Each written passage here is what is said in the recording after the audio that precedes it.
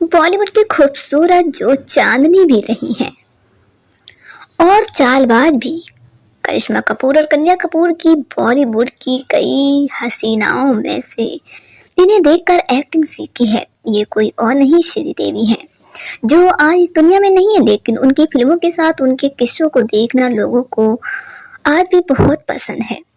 बॉलीवुड की पहली lady superstar यानी कि श्रीदेवी ने अपने दौर के हर एक्टर के साथ काम किया, और अगर उन्होंने किसी के साथ काम नहीं किया तो यह उन्हीं की मर्जी होगी।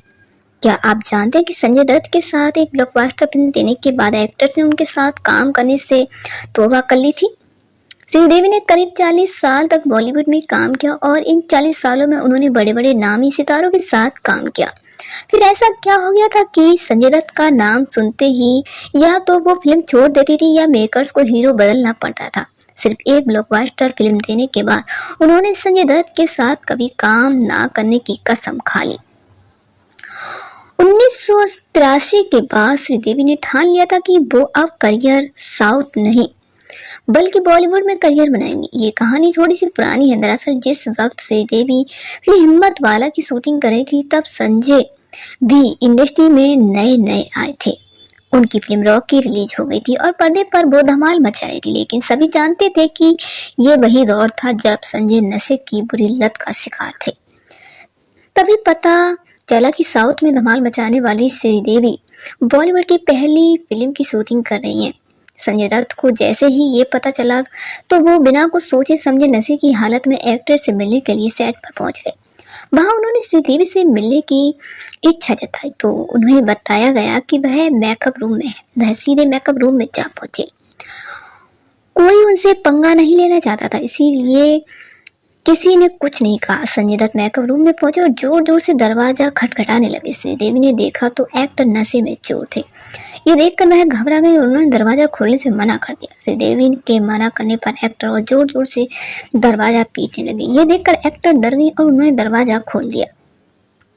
संजय अंदर आए और गुस्से में बहुत कुछ बोल गए। हालांकि तमाशा देख सेट पर कई लोग पहुंचे और एक्टर को श्रीदेवी के मेकअप रूम से अलग किया। इस हादसे से एक्टर सहम गई थी और उन्होंने फिल्म ना करने की कसम खाई। इसके बाद से जब भी उन्हें संजय के साथ कोई फिल्म ऑफर होती या तो वो कोई बहाना बना लेती या फिर साफ इनकार कर देती थी। संजय दत्त अपनी सारी बुरी आदतों को छोड़ भारत वापस आए और साजन जैसी कई हिट फिल्में दे डाली, लेकिन श्रीदेवी के दिमाग में तो अभी भी वही इमेज थी। 10 साल बीत जाने के बाद भी उनका डर कायम था। खुदा गवाह फिल्म में मेकर संजय दत्त के साथ उनकी जोड़ी बनाना चाहते थे, लेकिन उन्होंने नागार्जुन को फिल्म दिला दी। फिल्म बॉक्स ऑफिस पर पिट गई। ये वो दौर था जब श्रीदेवी का स्टारडम कम होता जा रहा था, क्योंकि उनकी जगह माधुरी और जूही ऐसी एक्टर्स ने ले ली थी।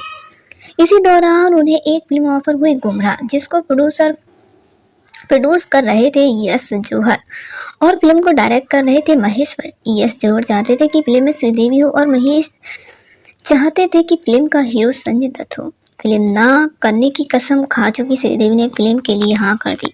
मीडिया रिपोर्ट की माने तो शूटिंग के दौरान दोनों एक दूसरे से बातचीत तक नहीं करते थे। ये फिल्म हालांकि तैयार हुई और रिलीज के बाद लोगों का अच्छा रिस्पांस भी मिला, लेकिन श्रीदेवी को इसका फायदा नहीं हुआ, क्योंकि वह उम्र की उस पड़ाव पर थी जहां तक बॉलीवुड एक्टर्स का करियर खत्म होने लगा था।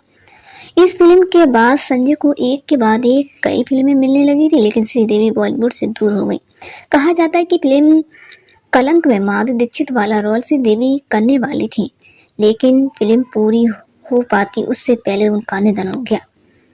तो दोस्तों, आपकी क्या राय है संजय दत्त को लेकर के हमें कमेंट करके जरूर बताइएगा। वीडियो अगर अच्छी लगी हो तो कृपया लाइक और शेयर भी कर दीजिएगा।